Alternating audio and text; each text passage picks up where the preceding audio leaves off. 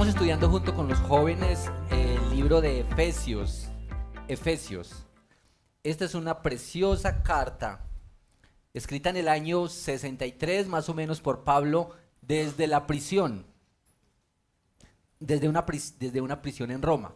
Son 6 capítulos, el libro de Efesios son 6 capítulos y hemos encontrado que en estos 6 capítulos, los capítulos del 1 al 3 hablan de todo lo que Dios ha hecho, de las riquezas que tenemos en Cristo, de la bendición de ser hijos de Dios, que Dios ha actuado a favor de nosotros, que estábamos muertos y que Él nos ha traído a la vida, que somos un templo santo y que hemos sido incorporados a la familia de la fe.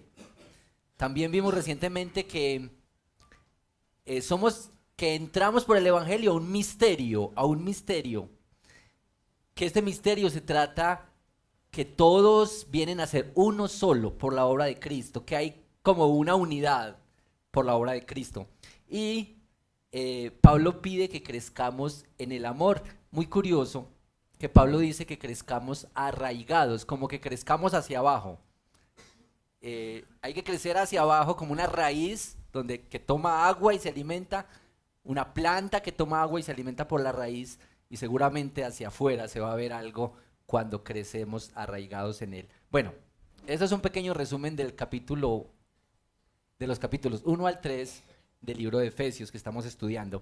Pero en el capítulo 4 al 6 ya no es doctrinal, sino que es práctico, y ahí es donde queremos entrar un poquito hoy. Y quisiera pedirles que abran su Biblia conmigo en el libro de Efesios capítulo 4 y vamos a leer solamente los primeros 6 versículos de este capítulo. Quisiéramos tener más tiempo para estudiar juntos este texto, pero el tiempo es limitado hoy aquí, entonces vamos a leer juntos. Quisiera leer en esta Biblia que yo tengo la nueva versión internacional y también la Reina Valera, entonces quisiera leer en las dos versiones porque hay unas palabras que los traductores usaron diferente, pero que nos ayudan a entender mejor el sentido de lo que quiso decir originalmente el apóstol Pablo. Unidad en el cuerpo de Cristo. Voy a leer primero en la NBI. Dice, versículo 1 al 6 de Efesios 4, la palabra del Señor. Por eso yo, que estoy preso por la causa del Señor, les ruego que vivan de una manera digna del llamamiento que han recibido. Siempre humildes y amables, pacientes, tolerantes unos con otros en amor. Esfuércense por mantener la unidad del Espíritu mediante el vínculo de la paz. Hay un solo cuerpo y un solo Espíritu, así como también fueron llamados a una sola esperanza. Un solo Señor, una sola fe, un solo bautismo, un solo Dios y Padre de todos, que está sobre todos y por medio de todos y en todos. Voy a leer otra vez estos 6 versículos ahora en la versión Reina Valera.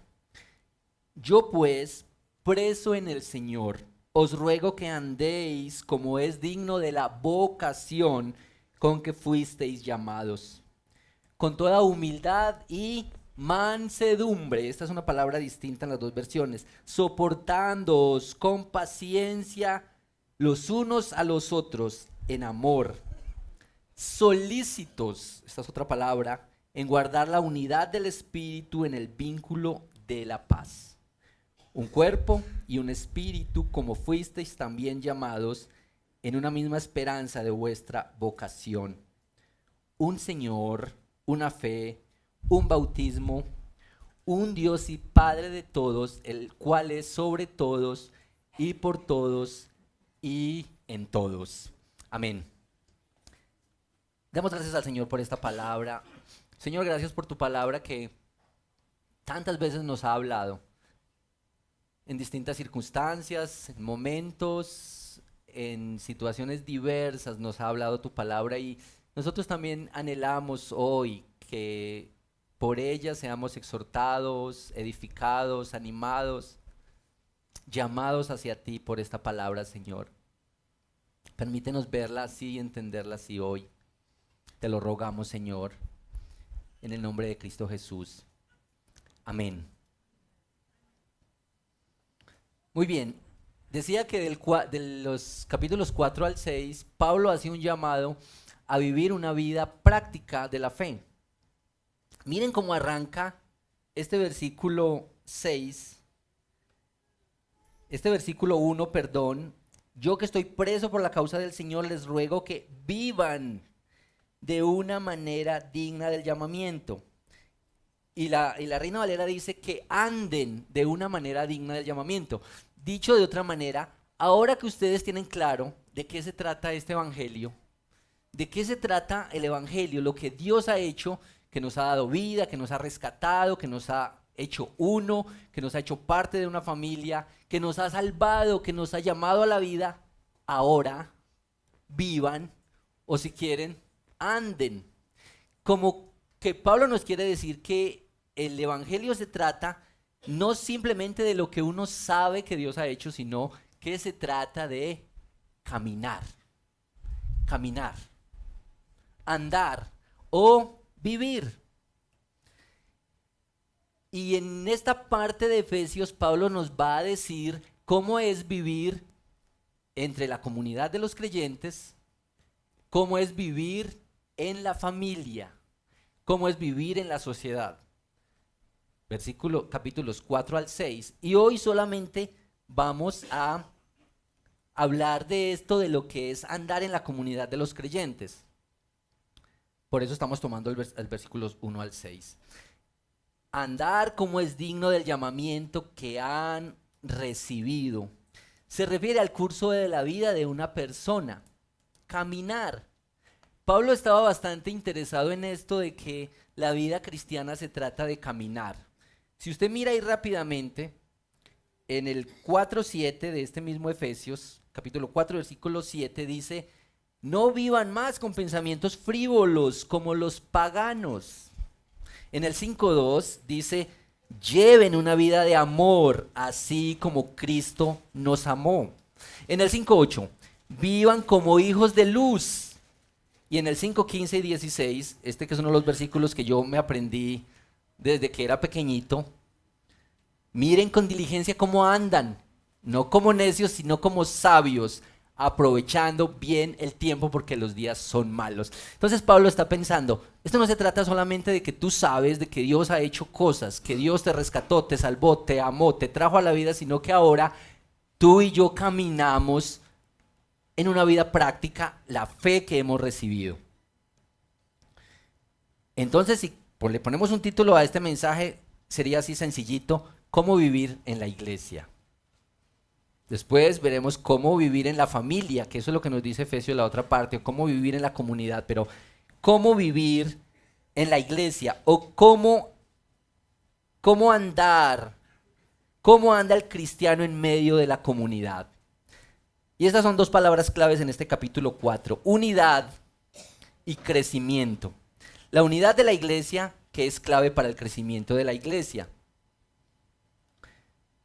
En el Nuevo Testamento siempre el Evangelio nos llama a mantener la unidad y a evitar que la unidad se rompa. ¿No les parece a ustedes que nosotros vivimos en un mundo con muchas divisiones, donde más fácil se construyen muros que puentes? Hay divisiones, hay barreras y hay divisiones económicas, sociales, raciales, de todo tipo. Y tal vez vivir en un mundo con tantas divisiones es lo que hace brillar el evangelio en medio nuestro. Que en medio de un mundo donde lo que sobresale es la división, podamos decir que como hijos de Dios y como iglesia practicamos y vivimos la unidad. Tal vez eso es lo que hace más poderoso este argumento de la unidad.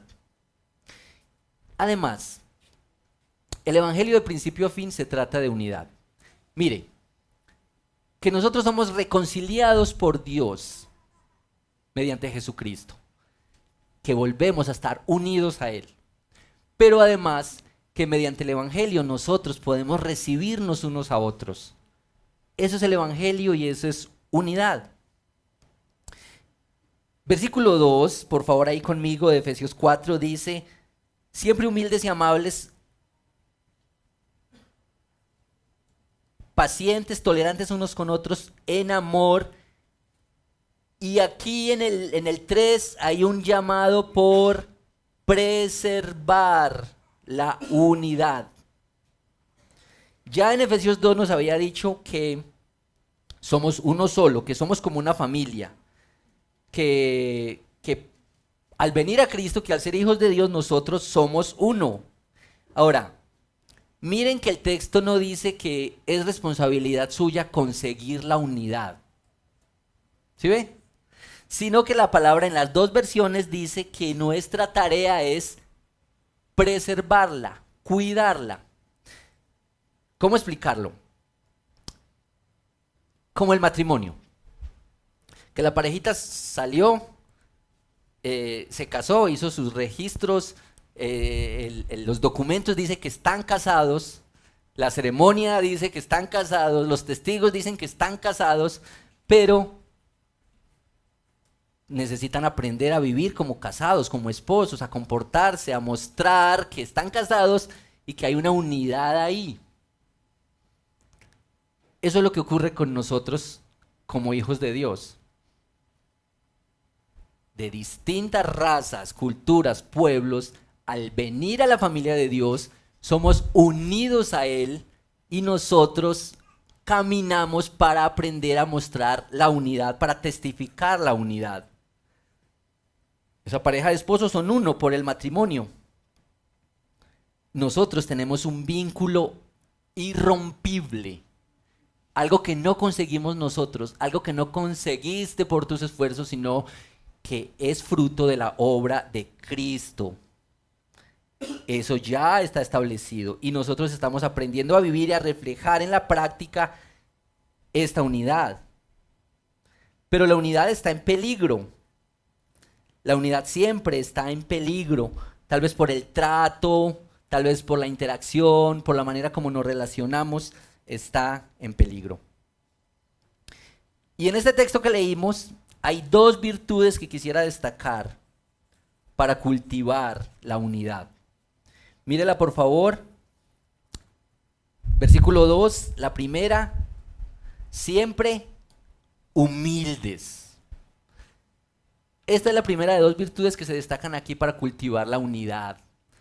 Número 1, humildes. Saben que la humildad es una mala palabra en este tiempo.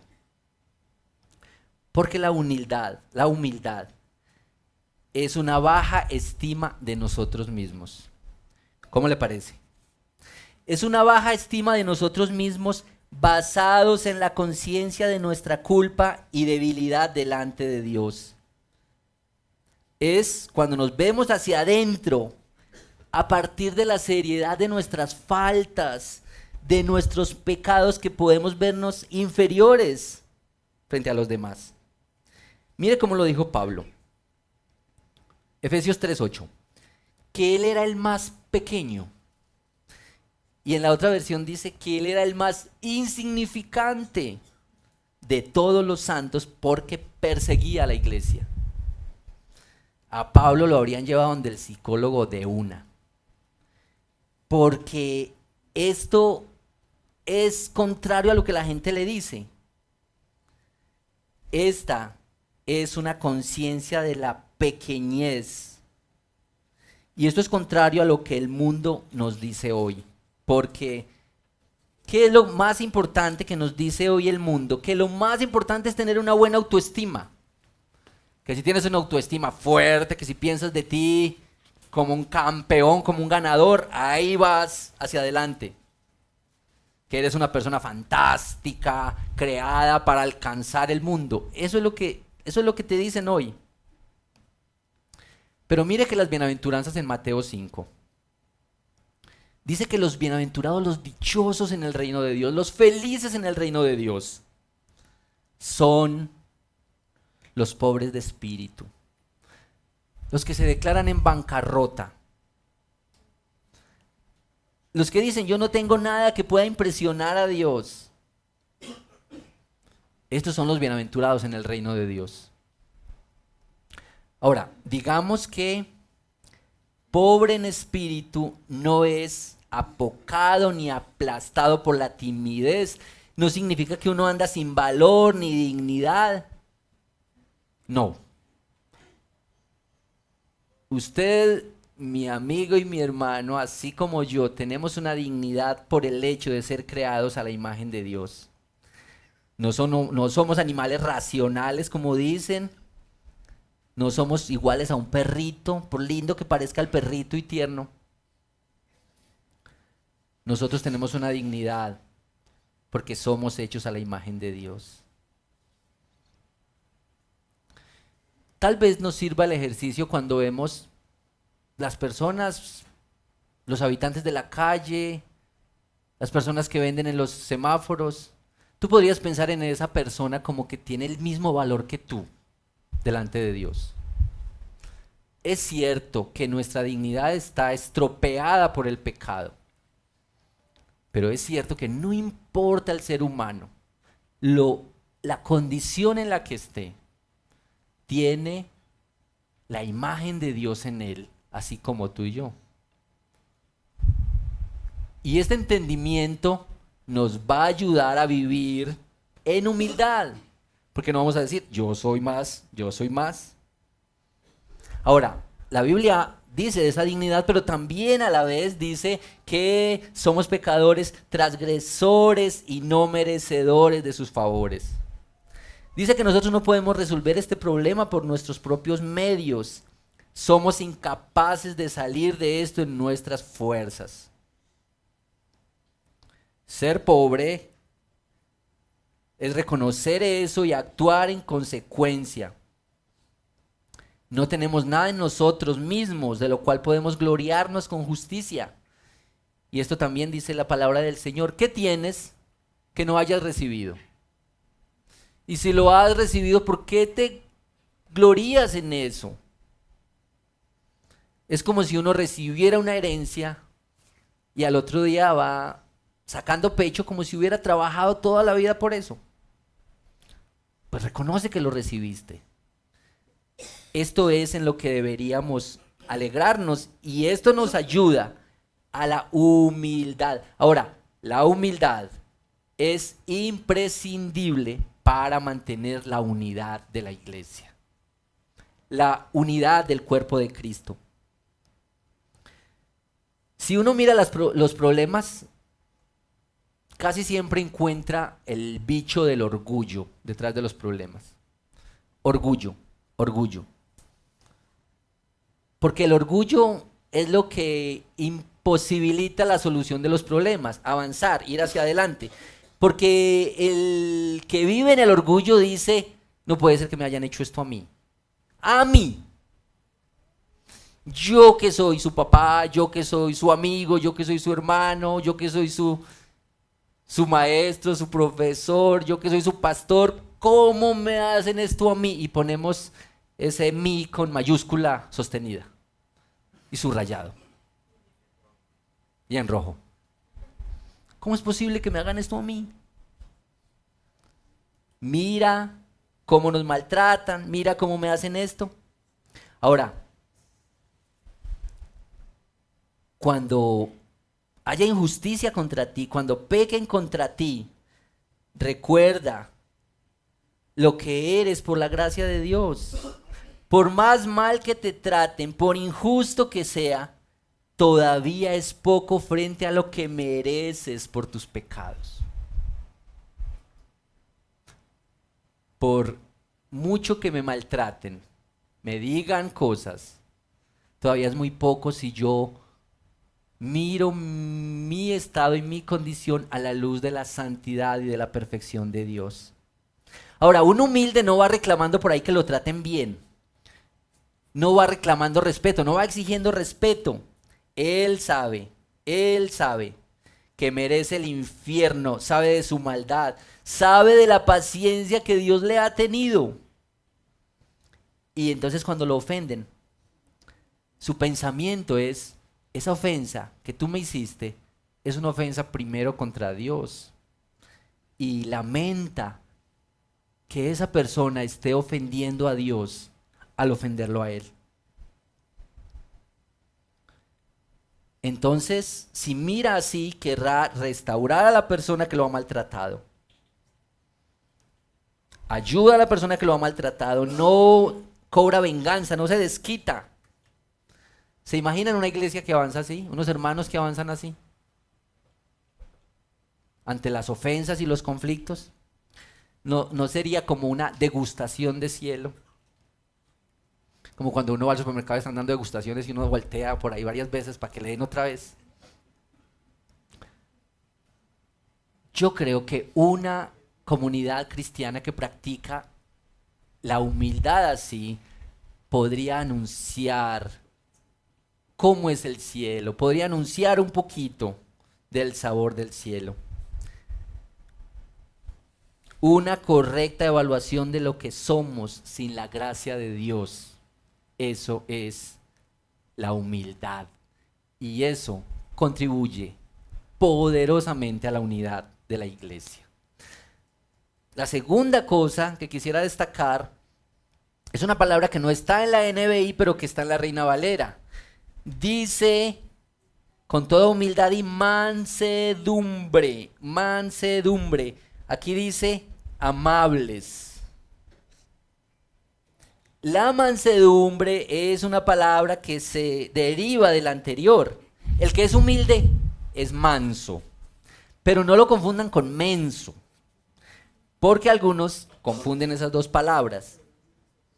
Ahora, un teólogo que se llama Martin Lloyd-Jones dice que si uno está en el piso, no tiene miedo a caerse. Por eso esta virtud se desprende del anterior. Mire cómo dice la bienaventuranza: bienaventurados los pobres en espíritu, los que lloran, mansos, pobres de espíritu. A algunos no les gusta la mansedumbre, porque la rechazan por confundirla con debilidad del carácter. Dice, ese no es manso, sino que es menso. No es débil. Una persona que tiene la mansedumbre, que tiene mansedumbre, no es débil, no es pusilánime, no es inseguro.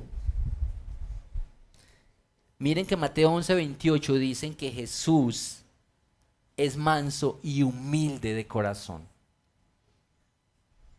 Manso y humilde de corazón. ¿Y qué es la mansedumbre? Sencillito, se define como poder bajo control.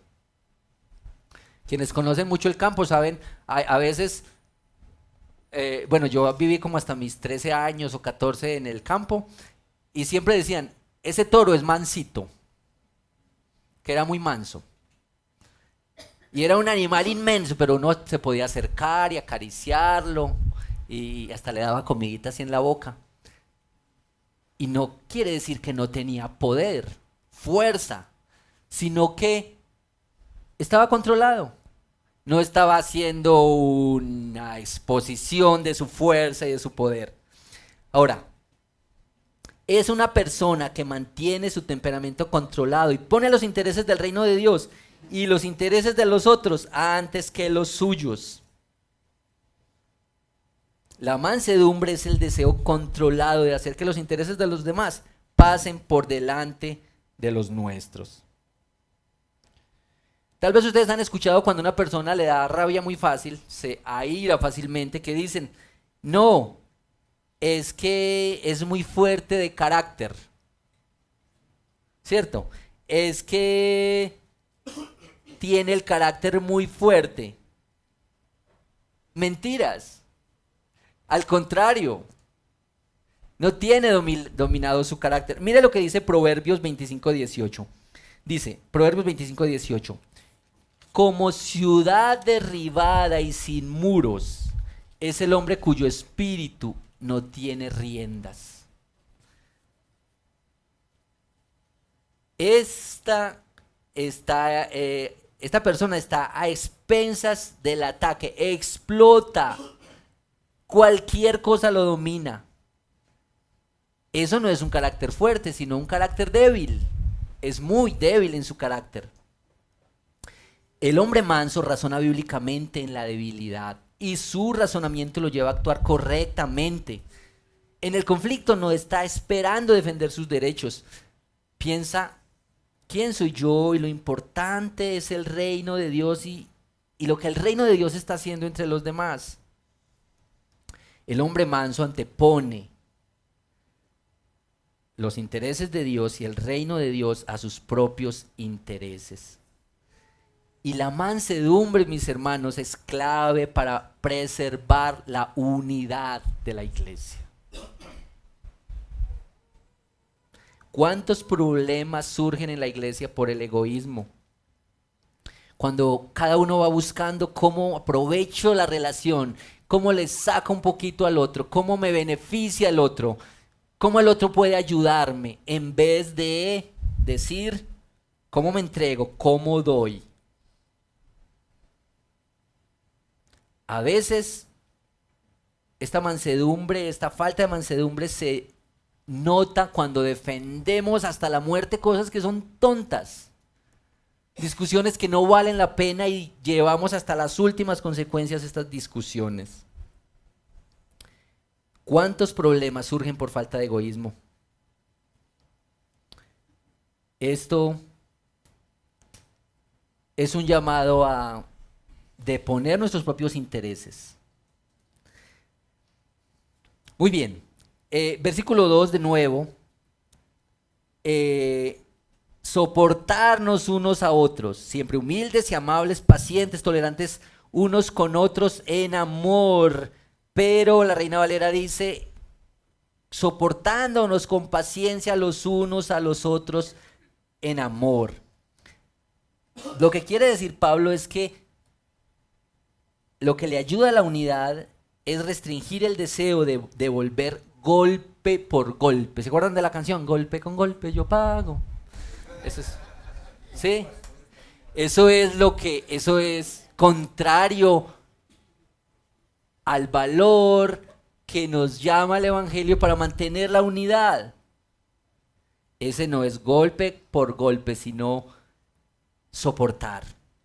Recibir el agravio, recibir la ofensa sin buscar venganza. Mire cómo lo dice Pablo en Romanos 12, del 17 al 20. No paguen a nadie mal por mal. Procuren lo bueno delante de todos los hombres. Si es posible, en lo que dependa de ustedes, en paz con todos. No os venguéis, sino dejad lugar a la ira de Dios. Escrito está, mía es la venganza, dice el Señor. Y si tu enemigo tiene hambre, dale de comer, y si tiene sed, dale de beber, y haciendo esto, ascuas de fuego amontonarás sobre su cabeza. Esto es posible por ser gobernados por el amor, porque dice ahí que el amor cubre todas las faltas.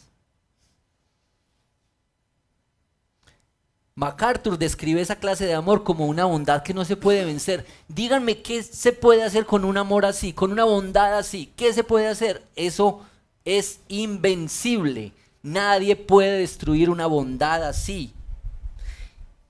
Solícitos en guardar la unidad del espíritu.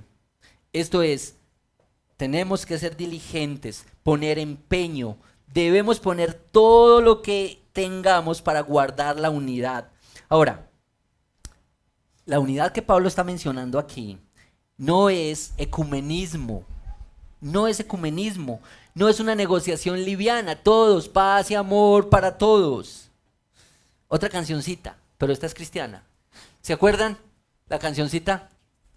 No me importa la iglesia donde vayas, si tu corazón es como el mío. Los más viejitos sí. Si se la saben es porque tienen más de 40.